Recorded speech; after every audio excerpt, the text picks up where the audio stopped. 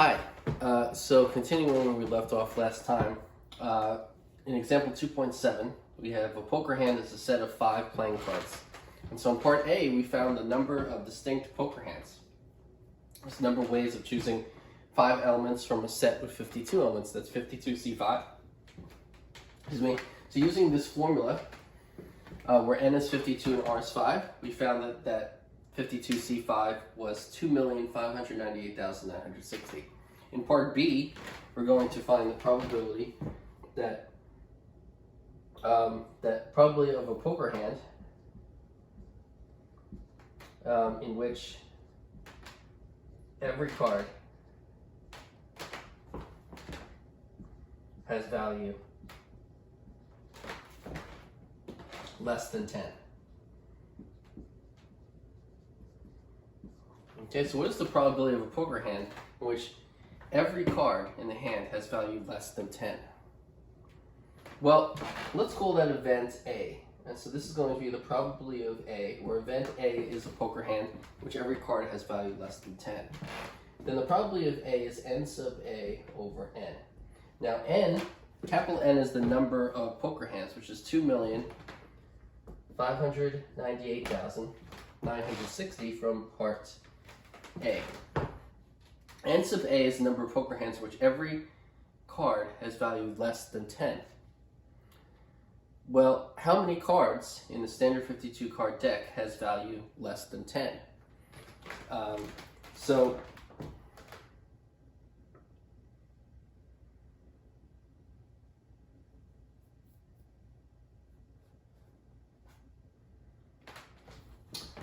I'm going to count ace as having a value of 1. So that's what I was just thinking about. So if you have an ace, 2, 3, 4, 5, 6, 7, 8, 9.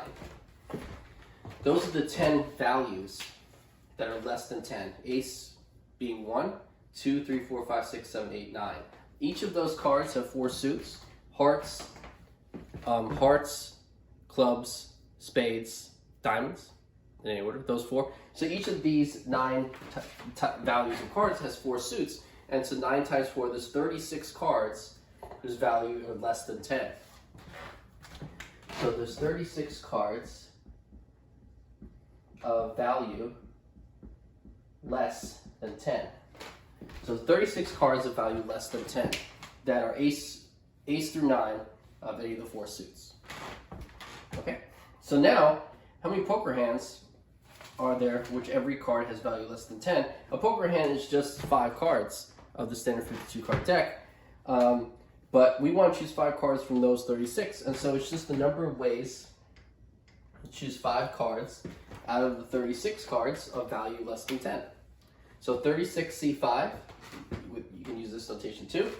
36C5 is the number of poker hands in which every card has value less than 10. And 36C5 over 2,598,960. You do the math, and you get 0.145. Okay. So the difficult part is really finding what combinations to put in the numerator and denominator, and then calculating them is just applying this formula. Plugging in for the values of n and r into that formula. Understanding the formula takes a little bit more work, and it's a little bit harder, right? A little bit more abstract thought and understanding the reason for the formula. At the very least, you can use it. You can still use the formula even if you don't understand why that's the formula. Okay, so you just have to know, like for instance here, there's 36 cards of value less than 10. And so you want to choose 5 of them for a poker hand. Poker hand's 5 cards. You want to choose 5 out of 36, so it's 36C5. That formula tells you the value. And 52C5, use the formula, you get that number. Okay, and so the probability of that event is 0.145. So that's part B. So now part C. So for part C, I'm going to erase part A and B.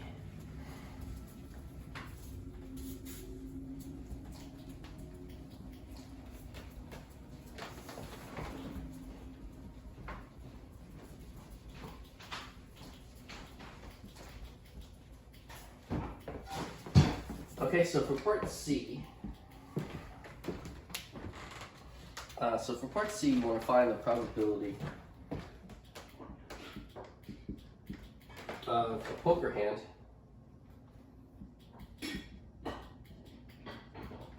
with all cards the same suit. Okay, so another word for this, in poker they would call this a flush. A poker hand where all the cards are the same suit. And so this is the probability of a flush. And so let's say let's call the event of getting a flush capital F. Okay? And so we're going to find the probability of a flush, probability of event capital F. That's equal to n sub F over n. N is the number of poker hands, which is 2,598,960 from part A. And then n sub F is the number of flushes. So what is the number of flushes? That's the question. So n sub F, the number of flushes, well, there are 4 suits, right? And so a flush would be all the cards of the same suit. And so you have 4 choices for which suit you want your flush to be in, right? It can be hearts, spades, clubs, diamonds, right? And so 4C1, using this notation, would be the number of choices you have if you want to choose one suit out of the possible 4. That 4C1 would equal 4. Okay, so 4C1 is the number of ways to choose one suit out of the total 4. After you choose a suit, you now want to make a flush with that suit. Well, there's 13 different values, right? Ace, 2, 3, 4, 5, 6, 7, 8, 9, 10, Jack, Queen, King. So there's 13 types, 13 different values. And so now that you've chosen your suit, you want to choose 5 cards of that suit by choosing 5 of the 13 values. And so you would multiply this by 13C5. And so after you choose one out of the 4 suits, you would then choose 5 of the 13 values in the deck. And then you've now chosen a flush. And so 4C1 times 13C5 is the number of flushes. Okay, 4 different suits, 4C1 times 13C5, the number of ways to choose 5 of the 13 values in the deck. So 4C1 is 4, but let me use the formula. So NCR with this notation is n factorial over r factorial times n minus r factorial. Okay, and so you can just calculate 4C1 and 13C5 using this formula. 4C1 is 4 factorial over 1 factorial times 4 minus 1 factorial. That's 4 factorial over 3 factorial, and that's equal to 4. Because the 4 factorial is 4 times 3 factorial divided by 3 factorial. That cancels and you get 4. So 4C1 is 4 times 13C5. And what is 13C5? 13C5 is 13 factorial divided by 5 factorial times 13 minus 5 factorial. You apply this formula where n is 13 and r is 5. 13 factorial over 5 factorial times 13 minus 5 factorial. And so that's 13 factorial divided by 5 factorial. 13 minus 5 is 8, and so that's times 8 factorial. And so you calculate that, and you get 13 times 12 times 11 times 10 times 9 over 5 factorial. Okay, and okay,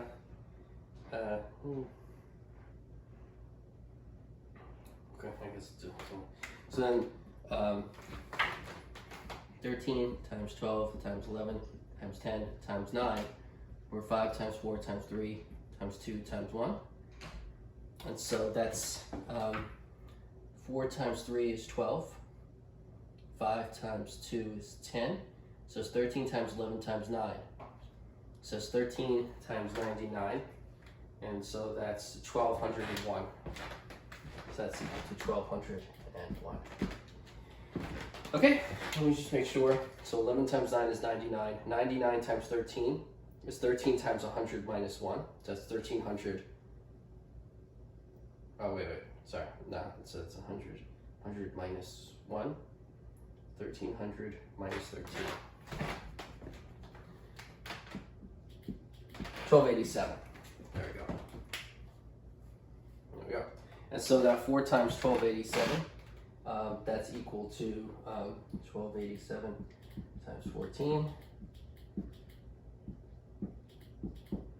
5,148.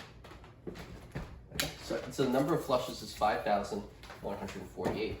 And so that's much smaller than the number of poker hands, which is 2,598,960. So there are not a lot of flushes compared to how many possible hands you could have in poker. So the probability of 5,148 over 2,598,960, that number, when you calculate it, is 0.00198. And so the next time you try to get a flush in poker, keep in mind the probability of getting a flush is 0.00198. Okay? So that's part C. Okay, keep going. That's a little under 1/5%.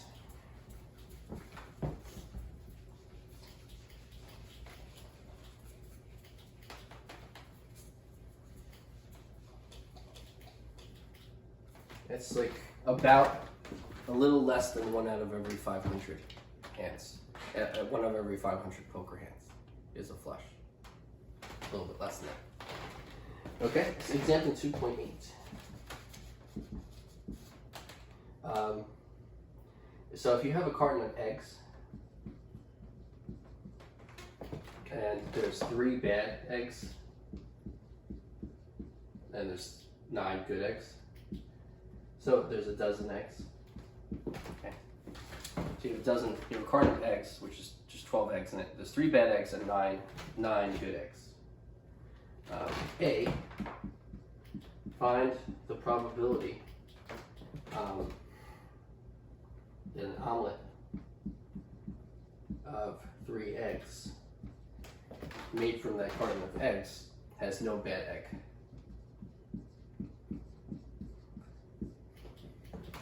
Okay, so part A, we're going to find this probability. So the probability of an omelet of 3 eggs having no bad egg, let's call this event A. So this is the probability of A, which is n sub A over n. Okay, so this event, I'm calling this event A, the event of making an omelet of 3 eggs with no bad egg. So n is the number of omelets you can make. Let's do that. You want to make an omelet of 3 eggs. So you have 12 eggs, and you just want to choose 3 of them. So that's 12, choose 3, 12C3. It's the number of ways to choose 3 things from a set with 12 elements in it. And so you have 12 eggs, and you want to choose 3 of them. That's 12C3. So that's the number of omelets you can make with 3 eggs from 12. N sub A is the number of omelets with no bad egg. Well, if there's no bad egg, and there's 3 bad eggs and 9 good eggs, that means you only have 9 eggs to use to make the omelet with 3 eggs. So the number of 3-egg omelets with no bad eggs is 9C3. It's the number of ways for choosing 3 eggs from only the good eggs, and there's 9 of them. So you're choosing 3 out of the 9 good eggs, so 9C3. And so, so the probability of that event is 9 choose 3 over 12 choose 3. And when you calculate both of those and you divide, you get 0.38. Okay? And just to show you the calculation here, if you have 9 choose 3, that's 9 factorial divided by 3 factorial times 9 minus 3 factorial. That's 9 factorial over 3 factorial times 6 factorial. Then 9 factorial and 6 factorial becomes 9 times 8 times 7 over 3 times 2 times 1. And so the 3 and the 9, that becomes a 3. The 2 and the 8, that becomes a 4. 3 times 4 times 7, that's 12 times 7, which is 84. And so 9 choose 3 is 84. Okay? And then if you calculate 12 choose 3, that's 12 factorial over 3 factorial times 12 minus 3 factorial. That's 12 factorial over 3 factorial times 9 factorial. And so that's equal to 12 times 11 times 10 divided by 3 times 2 times 1. And so 3 times 2 is 6. 12 over 6 is 2. And so 2 times 11 times 10 is 220.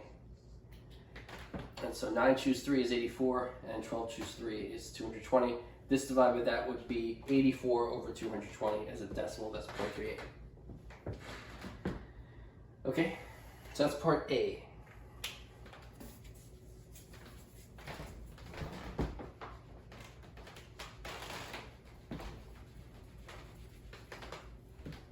part B.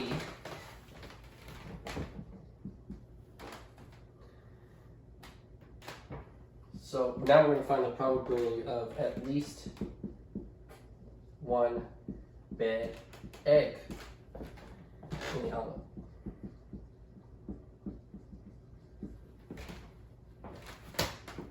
So probably at least one bad egg in the omelet. So let's let this event be event B. That was event A. Let's call this event B. So this is the probability of B, which is n sub B over n.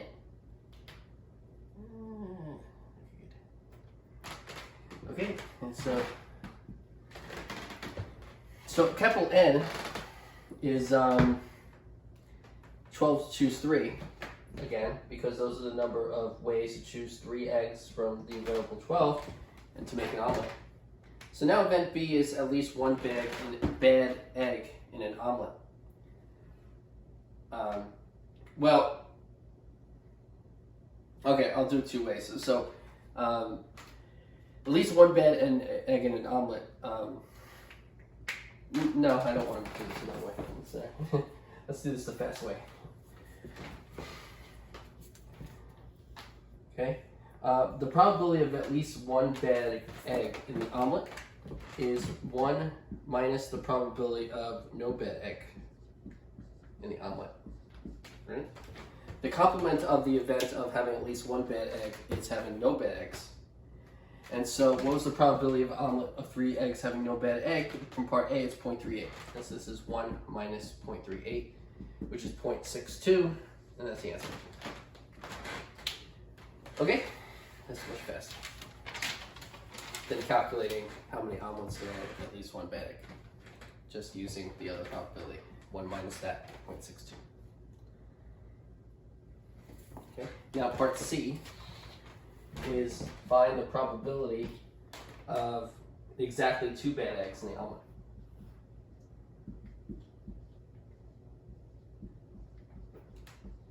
Okay, so we want to find the probability of exactly 2 bad eggs. So you make an omelet with 3 eggs, and we'll find the probability of exactly 2 eggs. And so, what's that probability? Exactly 2 bad eggs. So in order to first, let's call this event. Let's call this event C, because it's part C. Okay, so this is going to be n sub C over n. Where n sub C is the number of omelets with exactly 2 bad eggs. And so the denominator is going to be the number of omelets still. And so that is 12C3. You want to make an omelet with 3 eggs, and you have 12. So how many ways can you choose 3 out of the 12 eggs? 12C3. N sub C is the number of omelets with exactly 2 bad eggs. So in order to make an omelet with exactly 2 bad eggs, if you're going to make it with 3, you need 2 bad eggs and 1 good egg. So first, we're going to choose 2 bad eggs. There's a total of 3 bad eggs. So 3 choose 2. 3C2 would be how many ways to choose 2 bad eggs out of the total 3. And then you need 1 more egg. And so it has to be a good egg. It can't be another bad one, because then there'd be more than 2 bad eggs. So you're going to choose 1 good egg out of the total 9. So that's times 9C1. So I'm going to choose 2 out of the 3 bad eggs and 1 out of the 9 good eggs, and to make an omelet with 3 eggs with 2 bad. Yeah, also 1 good. So then 3C2 times 9C1. When you calculate 3C2, you're going to get 3. And when you choose 9C1, you're going to get 9 using the formula. And I'll show you later why. It's 3 times 9 divided by 12C3. And 12C3 we got earlier was 220. Okay. So 12C3, 220. So this is 3 times 9 over 220, which is 27 over 220. And so that's, you can't simplify the fraction anymore, because 3 does not divide 220 and 27 is the power of 3. But you can write that as a decimal, and that's 0.12.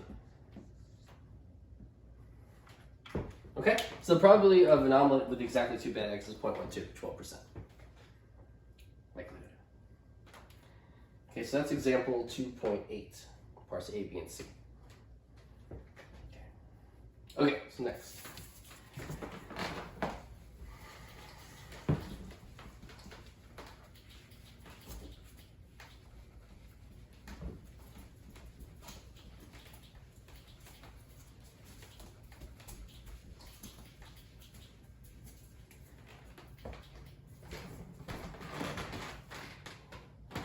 Yeah. So 2.3.1. Permutations versus combinations.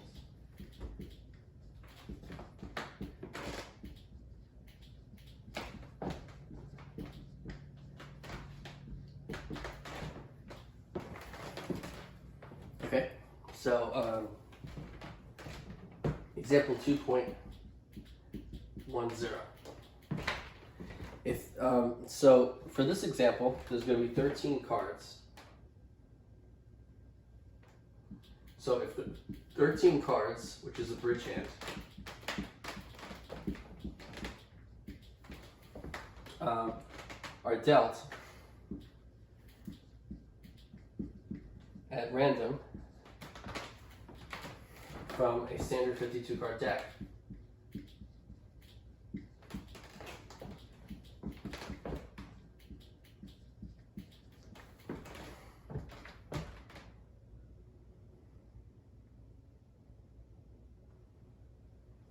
find the probability all cards dealt are red. That means they're diamonds or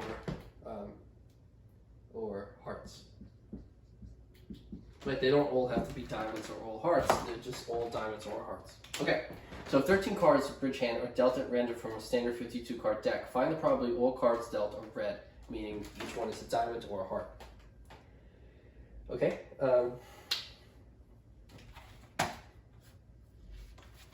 And so, right, so this topic is permutations versus combinations. And so we can see this problem, we can solve this problem using permutations, and we can solve this problem using combinations. And so we're going to split this into two parts, A and B. And in part A, we're going to solve it using combinations. And part B, we're going to solve it using permutations. Okay? So let's let event A be all red bridge hand. Okay? Even on the test, in any situation in this class, you don't have to write a full English sentence for the event. I know it sounds weird, but when you describe your event, just, for instance here, event A is going to be all red bridge hand. Okay? That means all the cards. A bridge hand is 13 cards, right? And all red means diamonds or hearts for each one. So that explains it. So event A is an all red bridge hand. And so what we want to do is find the probability of A, right? So the probability of event A is equal to n sub A over n, okay? And so the denominator is just the number of bridge hands. And so hopefully that's not too bad. You want 13 cards. You have a total of 52 cards in the deck. And so you want to choose 13 out of those 52, right? The number of bridge hands is just the number of ways to choose 13 cards out of the total of 52 cards. That's 52C13. Okay, and now we want to find how many are all red. Okay, well, it's number of diamonds or hearts, and so there's 26. There's 20. No, sorry. There's 13 diamonds and there's 13 hearts. So there's 13 different types of card. Ace, 2, 3, 4, 5, 6, 7, 8, 9, 10, Jack, Queen, King. There's 13 types of card. Each card has a heart, diamond, spade, or club, right? And so the number of diamonds is just as one diamond for each type. There's 13 types. So there's 13 diamonds and there's 13 hearts. So now to find an all red bridge of hand, we have a total of 26 red cards. It's half the deck. The total is 52 cards and half the deck is 26. Okay, and so now we just need to choose an all red bridge hand would be, out of the 26, you want to choose 13. So it's 26C13. How many ways can you choose 13 red cards from the total 26 cards in the deck? That's the number of all red bridge hands. And so it's 26C13 divided by 52C13. And when you calculate both of those and divide, you will get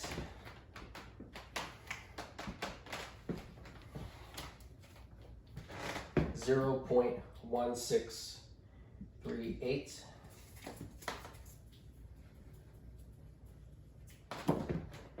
times 10 to the negative 4. So the probability of an all red bridge hand is 0.1638 times 10 to the negative fourth power. Okay, so that's pretty good.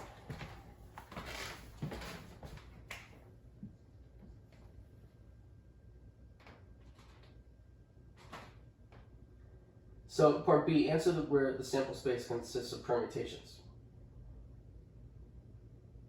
Okay, so I want to let event A be the permutation. For part B, it's going to be different. So A is going to be the permutation of 13 red cards. Okay, so meaning you choose one red card, then in a certain order. A first red card, a second red card, a third red card, a fourth red card, a fifth red card, up to including 13th red card.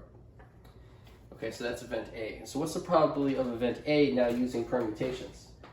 So here I'm going to just make a note here. Right? This is using combinations. And here we're going to be using permutations. So we're going to calculate the probability of the same event, but we're going to use permutations instead of combinations, and we should get the same answer, right? The same situation should give you the same probability if you use a different method, right? If you use a different method and get a different number, something should be wrong, right? Okay, so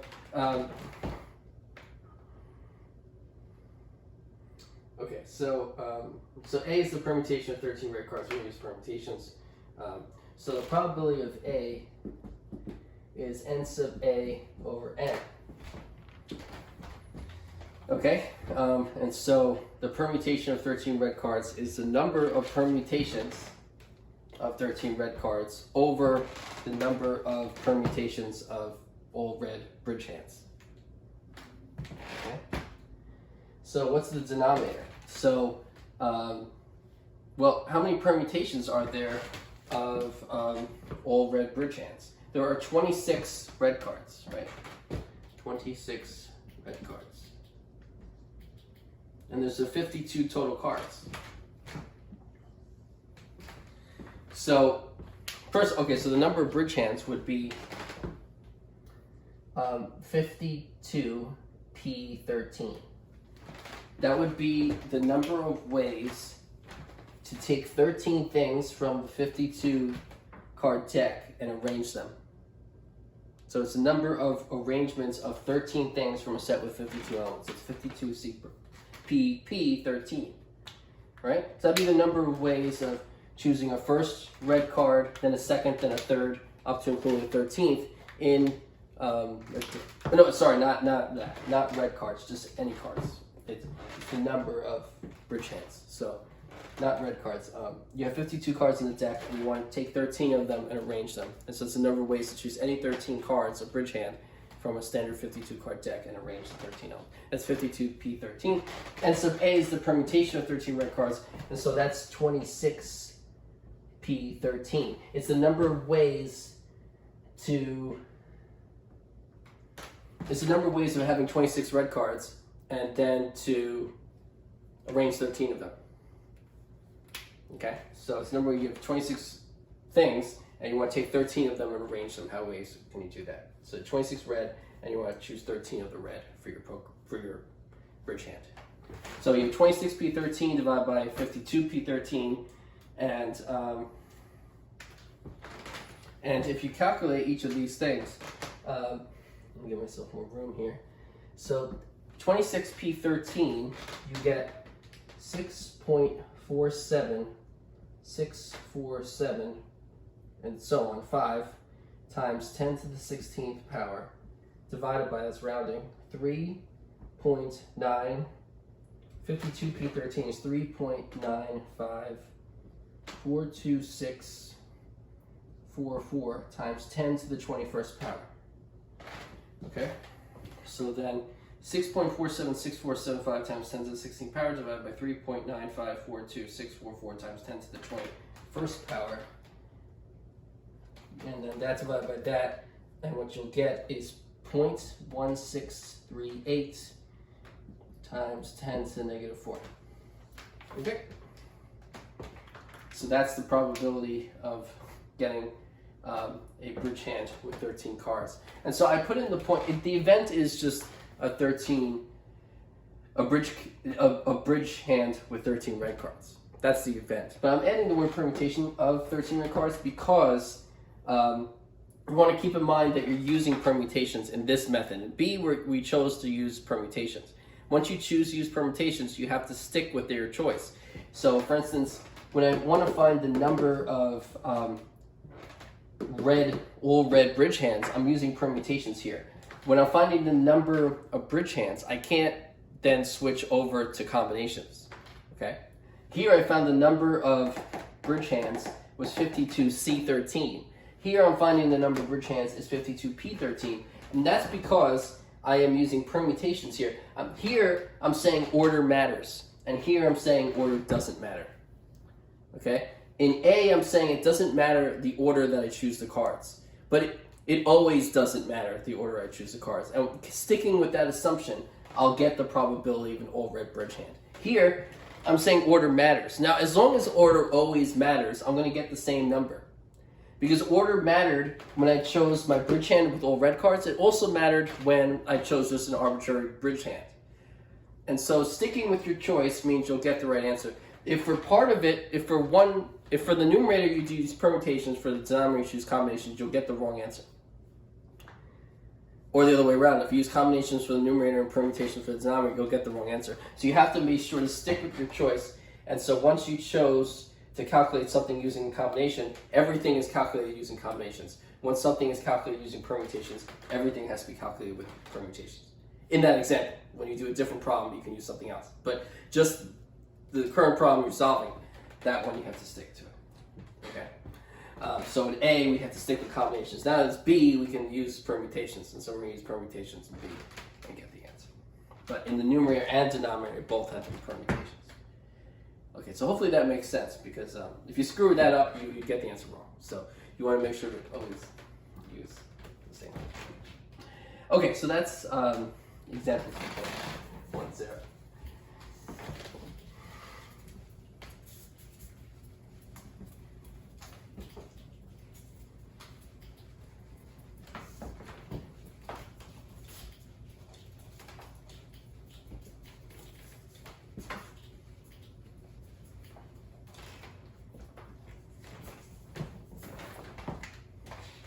Okay, example 2.11. So if 4 dice are rolled,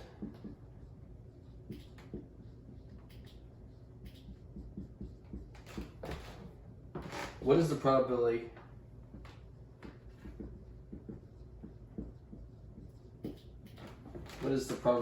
of obtaining a different value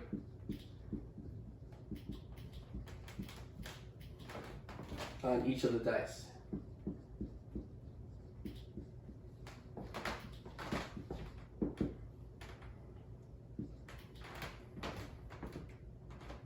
Okay, so in example 2.11, if 4 dice are rolled, what's the probability of obtaining a different value of each of the dice? Okay, and so let's use permutations. I'm going to put an exclamation point to get excited. Let's use permutations. Exclamation point. Okay, so order is going to matter. So we're going to roll 4 dice, and what's the probability of obtaining a different value on each of the dice? So sometimes I like to think of like what you do in Hangman, where you draw dashes, and then so I do that for some of the problems. So I want the value to be different on each dice. And so how many choices do I have for the first dice? On the first dice, I have 6 choices for values. The second dice, I want a different value in each dice. And so I can't choose the same value where the first one landed. And so there's 5 more values the second one can take. When I roll the dice the third time, I can't get the same value as the first and second roll. And so that leaves me with 4 values left. Then on the fourth roll, I cannot get the same value as the first, second, or third. And so I'm left with 3 possible values. Okay? And so this would represent that product, you multiply it and you get 360, right? And so there's 360 ways of rolling the dice 4 times, getting a different value. And so I naturally started calculating it without using permutations. Let's use permutations now. So we just want to do 6p4. That's it. 6p4 is the value because there's 6 different values on the die, and you want to choose 4 of them and arrange them. Right? So the numbers on the die are 1 through 6, and so you just want to take 4 of those values, and they're different. You're choosing 4 of them, and you want to arrange them. And so 6p4 is the number of ways choosing 4 of them and arranging them in order, in some way. Okay, so let's say event A is what happens in the problem. Different value. Okay, so event A is going to be different value. What that means is if 4 dice are rolled, each value of the dice is different. That's what different value means for A. Okay, and so what's the probability of A? It's equal to n sub A over n, right? And n sub A is the number of ways to obtain a different value on each roll of the dice. And right, I mentioned that before. That's 6p4. That's this. That's 6p4. 6p4 is 6 times 5 times 4 times 3, and that's 360. So 6p4 is the number of ways to roll the dice 6 times to get 4 different values. Divided by n, which is the total number of ways to roll 6 dice. Well, each time you roll the die, there's 6 possibilities. And so here, for the denominator, capital N, which is the number of ways you could roll a dice 4 times. You have 6 options for each time. And so you're just multiplying by 6 4 times. 6 options for the first, 6 to the second, 6 third, and 6 to the fourth. That's 6 to the 4th power, and that is 1296. 1296. Okay? That's because 6 times 6 is 36. 36 times 6 is 180 plus 36, which is 216. 216 times 6 is 12 times 16 times 6 is 1296. That's 1296. So n is 1296. That's 1296 in the denominator. And so 6p4 is 360 over 1296. So 360 over 1296. And so as a decimal, that's equal to 0.2778.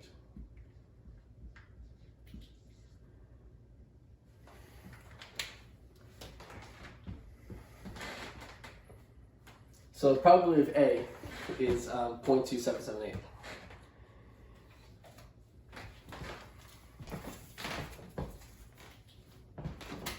Okay, so the probability of A is 0.2778.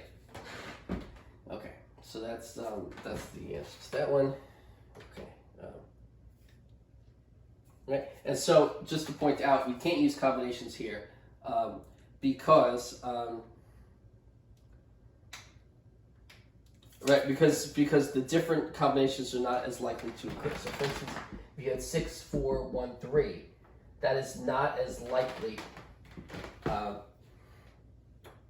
It's just not the same likelihood as 6, 6, 6, 6, let's say. So for instance, right, it's just, actually, no, that's, yeah, because we're, in the denominator here, we count the number of, the number of different possible rolls. And so here, when we do it like this, we're thinking of each possibility as being equally likely, right? When we have n things and n different ways of rolling 4 die, we're thinking of each way of rolling the 4 dice to be equally likely of happening. But if we think of combinations, if we're thinking of how many ways you can choose 4 things, the likelihood of getting 4 6s is not as likely as getting a 6, a 4, a 1, and a 3 when counting all possible rolls of 4 dice, right? We're not considering this one for different values, but we are considering it when we count the number of times we roll the dice 4 times. And so here, there's actually 4. So there's actually 24, right? So if you found how many, there's 24 ways of arranging these numbers because you have 4 different numbers, and so you could arrange these 4 things in 24 ways. And so even though, since order doesn't matter, right? You could make this a 4 6 1 3 or a 4 1 3 6. you could rearrange this 24 different ways. So there's 24 ways you could do this, and there's only one way you can get all 6s. And so they're not equally likely. You're not equally likely to get a 6 4 times as you are to get a 6, a 4, a 1, and a 3. There's 24 ways to get a 6, a 4, a 1, and a 3. There's only one way to roll all 6s. Okay, and so each combination is not created equal. Each combination is not as likely to occur, and so you cannot think of combinations in this example. Okay, that's probably a little confusing. The more you do this, the more sense these things make. Okay, but in this problem, you have to think permutations again, because you can't think combinations because each combination is not as likely to occur. In order to use combinations, the likelihood of each combination has to be the same. Okay, and so that is the end of that section. And so that's the end of 2.3. All right, so let's keep going.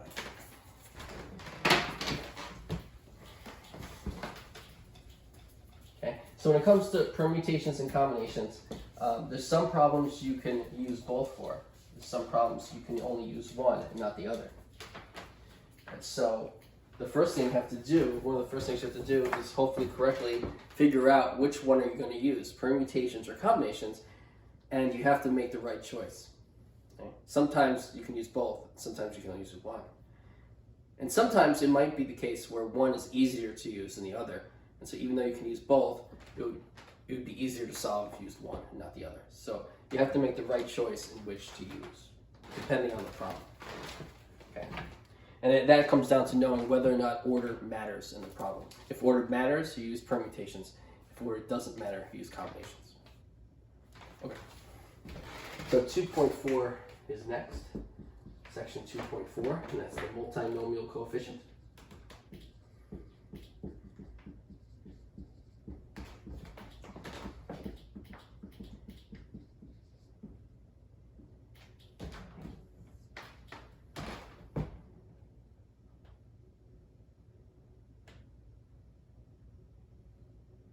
There are n, c, and 1 ways to choose the first thing, n minus n1 and 2 ways to choose the next thing, n minus n1 minus n2 c, and 3 ways to choose the third thing, dot dot dot, n minus n1 minus n2 minus dot dot dot, minus n sub k minus 1, choose n sub k. That product is equal to n factorial divided by n1 factorial and 2 factorial dot dot dot n sub k factorial. There are that many ways to select n1 elements from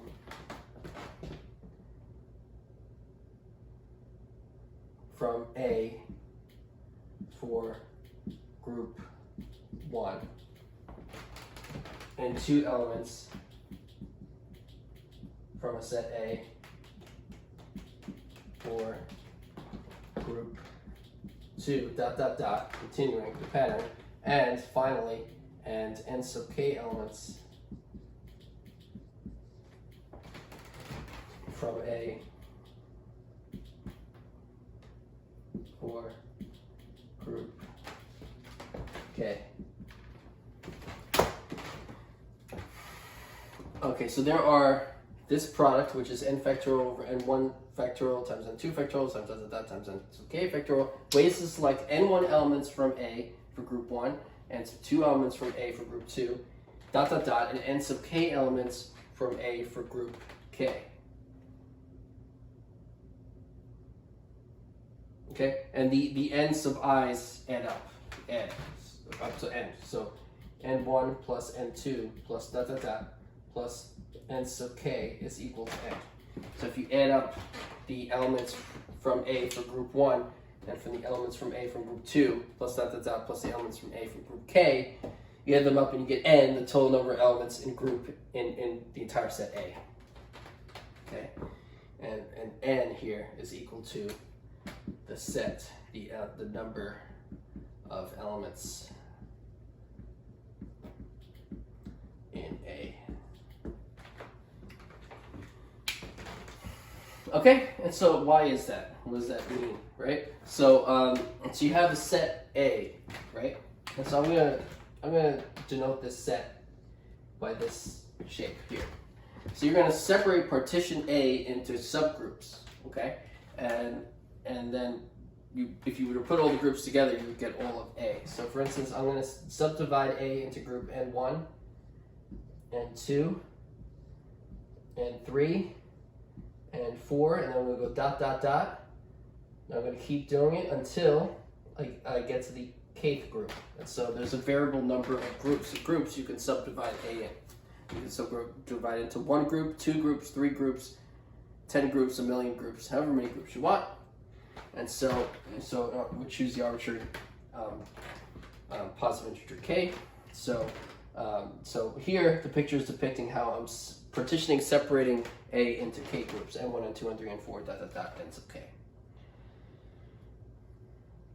Okay, so those are the groups. And you add up the numbers of all the n's and you get all of A. And so this is the number of ways to select, the number of ways to do this, the number of ways to take n. If you start with A and you start with everything in A, and you say, okay, I want to take these N1 things in A and I want to put them into group 1. And then I want to take these things and 2 of those things, I want to put them into group 2. And then I want to take these things and make that a third group. So how many ways can you do that? So that's the number. And so this is how to make sense of it. You have a total of n things. And so this NC N1 is the number of ways to choose N1 things from N for your first group. After you choose N1 of the things from the total of N things to make group 1, you then have N minus N1 things left to make a second group. So choose N2 of them. You want group 2 to have N2 things. So N minus N1 C N2 would be choosing N2 of the N minus N1 things left after group 1. Then after you choose N2 things from what's left for group 2, then you want to make a third group with what's left after that. And so you chose N1 things for group 1 and N2 things for group 2. So group 3, you have N minus N1 minus N2 things left for the third group. And you want to choose N3 of those things. Do you N minus N1 minus N2, C, N3. And so that's how the number of ways to take what's left and take N3 of those things for group 3. And you continue that pattern up until the last group, K. And then when you look at the last group, K, there's only one way, but we'll draw the notation for it because whatever's left, that's the last group. So that's going to be 1. But just to write the notation for it, if you have a total of n things and you chose n1 things for group 1 and n2 things for group 2 and n3 things for group 3 and up to including n sub k minus 1 things for the k minus 1 group, when you reach the kth group, what you have left to look at, you have the total n, you subtract the n1 things you chose for group 1, minus the n2 things for group 2, minus dot dot dot, minus n sub k minus 1 things for the k minus 1th group you took for the k minus 1th group.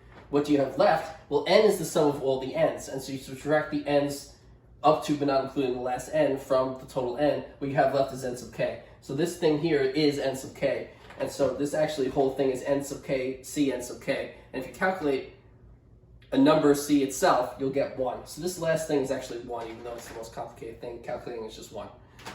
But you follow the pattern so you can write, algebraically, you can write out what it is. So you need to be able to do that.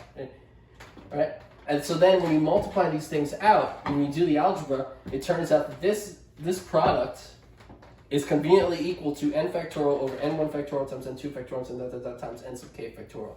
And so this is visually nice. When you look at this, it's easier to calculate this than that, right? If you have to multiply these k combinations, it's much easier to just do n factorial over n1 factorial times n2 factorial times n sub k factorial. Right?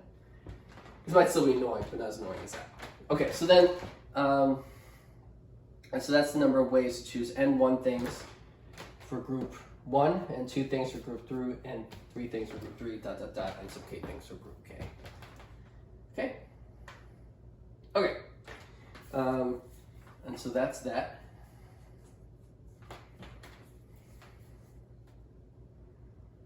Okay. And so that's what this says. And so there's this many ways to divide a set of n elements into k groups, where the first group has n sub 1 elements, the second group has n sub 2 elements, and so forth. The kth group has n sub k elements. Okay? That's that. Okay, so that's that. And so this is theorem 2.4 in the group, in the book. Theorem 2.4. Okay, theorem 2.4, there's this many ways to select one thing from A equals 1, and so forth, where the sum of the n sub i's is n, and n is the number of elements in set A. Okay, theorem 2.4. Okay.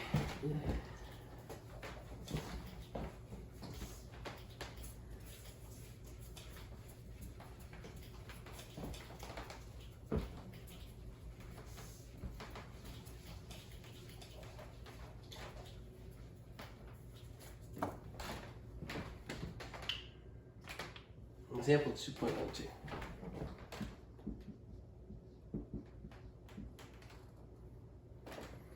Okay, so example 2.12, how many ways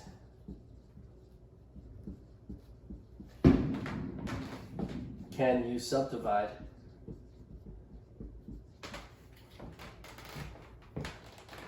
divide 100 students into 4 groups so that there are 30, 20, 35, and 15 students in groups 1, 2, 3, and 4 respectively. How many ways can you divide 100 students into 4 groups so that there are 30, 20, 35, and 15 students in groups 1, 2, and 3, and 4 respectively? And so, the answer to that is just, well, here little n is 100 from our last theorem, 2.4. So little n is 100, n sub 1 is the number of elements in group 1. Group 1 has 30 students, so n sub 1 is 30, n sub 2 is 20, n sub 3 is the number in the third group, which is 35, and n sub 4 is the number in the fourth group, which is 15. And so n is 100, n1 is 30, n2 is 20, n3 is 35, n4 is 15 in theorem 2.4. Okay? Okay, and so that means the answer is, n factorial. There's 4 groups, so it's over n1 factorial, n2 factorial, n3 factorial, and 4 factorial. So n factorial divided by the product of those factorials is 100 factorial divided by 30 factorial, 20 factorial, 35 factorial, 15 factorial. So 100 factorial divided by the product of those factorials, and that's equal to 1.070253614 times 10 to the 55th power. That's estimating. That's rounding. Okay, so 1.070253614 times 10 to the 55th power. That's rounding. All right. And so you just apply theorem 2.4, the last theorem that I wrote down.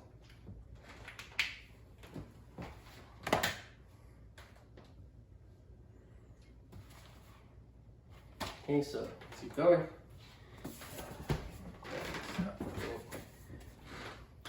Look at it.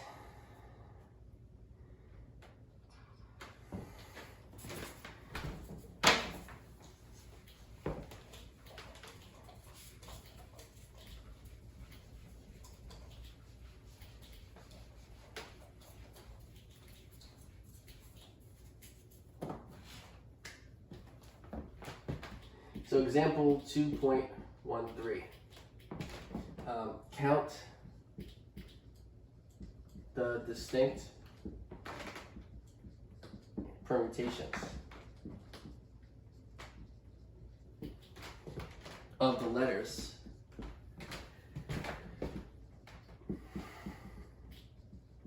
in the word Mississippi.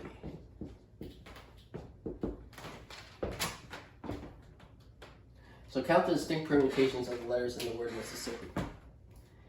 Okay, and so the solution is we're going to use theorem 2.4 again. Okay, so using 2.4, using theorem 2.4, you get the answer is, well, if we look at the word Mississippi, right? How many letters are there? There's 2, 4, 6, 8, 10, 11. There's 11 letters. So we get the answer is how many distinct permutations? It's 11 factorial divided by, because little n here is 11, because there are 11, you have 11 elements in the set. The set is the letters in that word. And so you want to find the number of orderings of those letters, the orderings of the elements in that set. It's 11 things. So n is 11. But then the groups are just the different letters in the word, right? And so we're going to, so for instance, there's 4 S's. So N1 is 4, and those are the S's in the word. Those are the S values. Just put S there. There's 4 S's, so group 1 is 4. Group 1 has 4 elements in it, a group of S's. Group 2 is the group of P's. There's 2 of them. That's a group of P's. N sub 3 is not going to be a larger number. There's 4 I's. So there's going to be 4 I's here. I have 10 letters. There's one more, the M. And so 4 is 1, and that's the M, the capital M. So there's 11. So 2, 4, 6, 8, 10, 11. So those are all the letters. It counts all the letters in the word. 4 S's, 2 P's, 4 I's, 1 M. And so we're going to find the number of permutations of letters in that word by taking the total 11 letters and splitting up into the groups of S's, P's, I's, and M's. And so then that means it's 11 factorial. So this is going to be n factorial divided by n1 factorial times n2 factorial times n3 factorial times n4 factorial. And so it's 11 factorial divided by 4 factorial, 2 factorial, 4 factorial, 1 factorial. Okay, when you calculate that, that's the answer. So, you get, and so when you calculate that, you get 34,650. You can use your calculator. So we'll get 34,650. It's 11 factorial divided by 4 factorial, 2 factorial, 4 factorial, 1 factorial. Okay. Okay, and then after this is a corollary.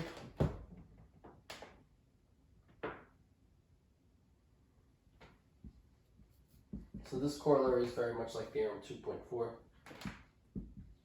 And then, so corollary 2.2, there are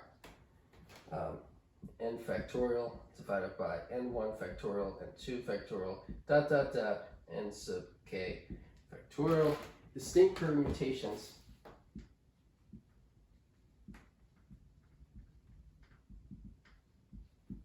of n elements, of which n1 of one kind, n2 of another kind,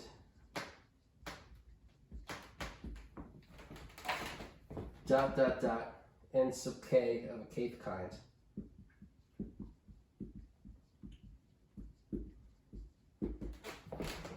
And the sum of the n's, n1 plus n2 plus plus n sub k is equal to n. Okay, that's corollary 2.2. So there are that many distinct permutations of n elements, of which n1 of one kind, n2 of another kind, and so forth, n sub k of a kth kind, and the sum of the n's, n1 plus n2 plus plus n sub k is equal to the total n. Okay, n elements. Okay, and so you can see how this explains.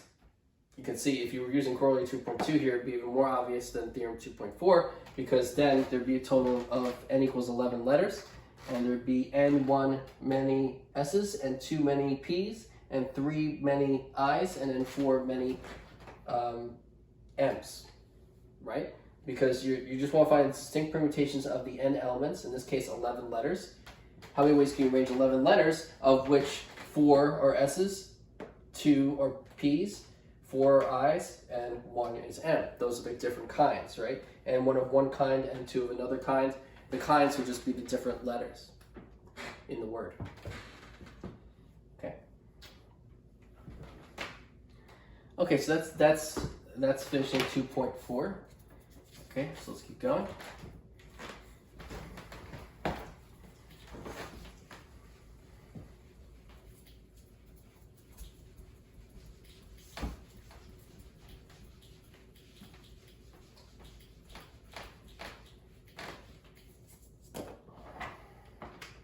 So 2.5, tree diagrams. Okay, so 2.5 is on tree diagrams. Okay, so here's example 2.14.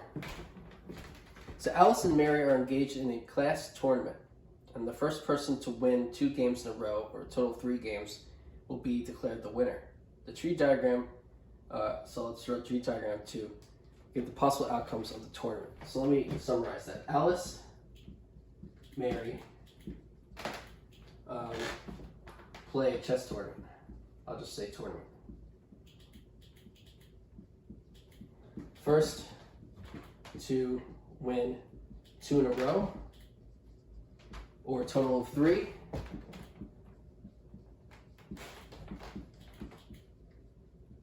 wins tournament. Okay, it's a chess tournament.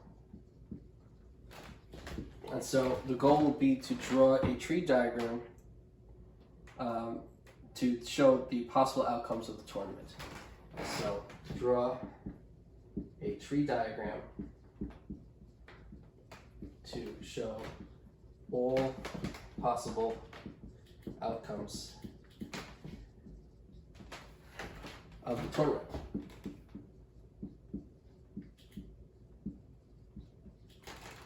Okay? So there's going to be a chess tournament. The first person to win 2 games in a row, or a total of 3 games, wins the tournament between Alice and Mary. Draw a tree diagram to show all possible outcomes of the tournament. Okay, so we start at the beginning, and A will mean that Alice won, and M will mean that Mary won. And so in the first game, either Alice won or Mary won. If Alice won in game 2, then either Alice won game 2 or Mary won game 2. Now once Alice wins game 2, if Alice already won game 1, Alice has now won the tournament. So I'm going to put like a circle around this, because now that the tournament's done there, Alice wins the tournament there. Here, after Mary wins this one, the tournament continues, and either Alice wins or Mary wins. Now if Mary wins this game, Mary's won 2 in a row, and the tournament ends there. But here, Alice has won 2 and Mary's won 1, but neither has won 2 consecutively, so the tournament continues here. And either Alice wins or Mary wins. Here, Alice has won 2 in a row and the tournament ends. Here, though, they both won 2, and there's one more game, and the last game determines it. And so if Alice wins the tournament, and if Mary wins the tournament. Okay? So actually in this one, Mary wins 2 in a row, but Mary wins 3 in total at the same time. And here, Alice wins 3, but not in a row, not any 2 in a row, but she wins the tournament there anyway. Here, it's kind of very similar. Mary wins the first one, so Alice or Mary can win the second one. If Mary wins the second one, also Mary's won the tournament really quickly. Then if Alice wins this one, the next game, Alice or Mary could win that. Alice would have won 2 in a row there, and so the tournament ends there with Alice winning. Here, after Mary wins that game, the tournament would continue. Now either Alice or Mary win the next game. If Mary wins this one, Mary wins 2 in a row, and the tournament ends. Here, they both won 2, and so there's another game, and this is a deciding game in the tournament. And if Alice wins that game, she wins the tournament. If Mary wins that game, Mary wins the tournament. And so that's the tree diagram affecting all possible outcomes of the tournament. So either Alice wins the first and second game, or Alice wins the first, Mary wins the second, Alice wins the third, and Alice wins the fourth. And you can keep going. And so there's a total of one. You can count the circles here. 1, 2, 3, 4, 5, 6, 7, 8, 9, 10. There's 10 possible ways this tournament could play out. Okay? And so the tree diagram shows the 10 possible ways of this tournament playing out.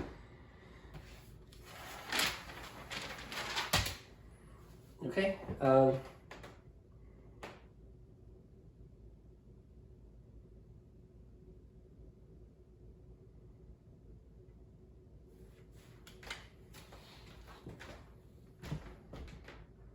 Okay, so here I'll just write here, A is a win for Alice.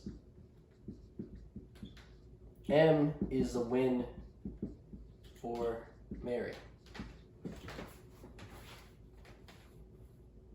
Okay, and so if you wanted to denote all the possible outcomes of the tournament, then you would just do Alice AA for Alice wins the first two, or AMAA, or AMAMA, or AMAMM, or AMM, or MAA, or MAMAA, or MAMAM, or MAMM, or MM.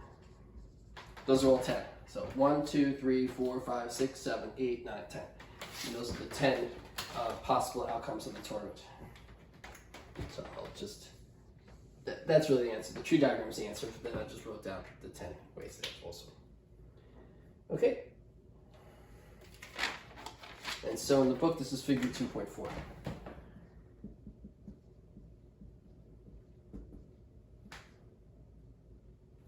Okay, so that's figure 2.4. So let's continue.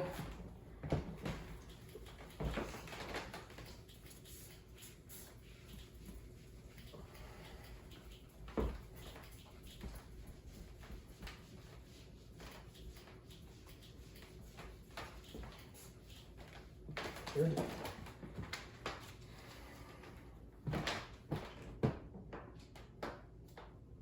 Okay, so example 2.15. So if set A consists of the elements A1, A2, A3, and set B consists of the elements B1, B2, B3, B4, then we can draw a tree diagram illustrating taking an element from A first and then one from B.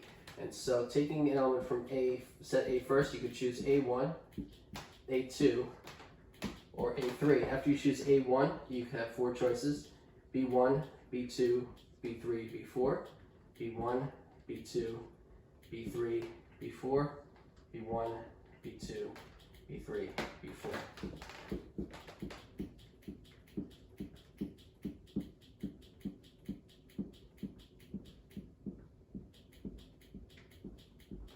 Okay, and so those would be the 12 possible outcomes of choosing one from set A and then one from set B as a tree diagram, right?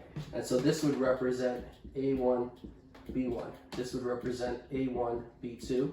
This would represent A1, B3. This would represent A1, B4.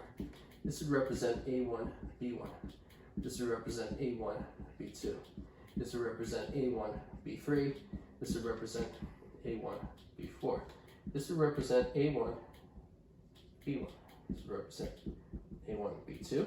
This would represent A1, B3. And this would represent A1, B4. Okay? And so that is the tree diagram representing taking element from A first and then one from B. This is figure 2.5 in the book. Okay, and so we'll stop there, and that is the end of chapter 2. So thanks for being here today.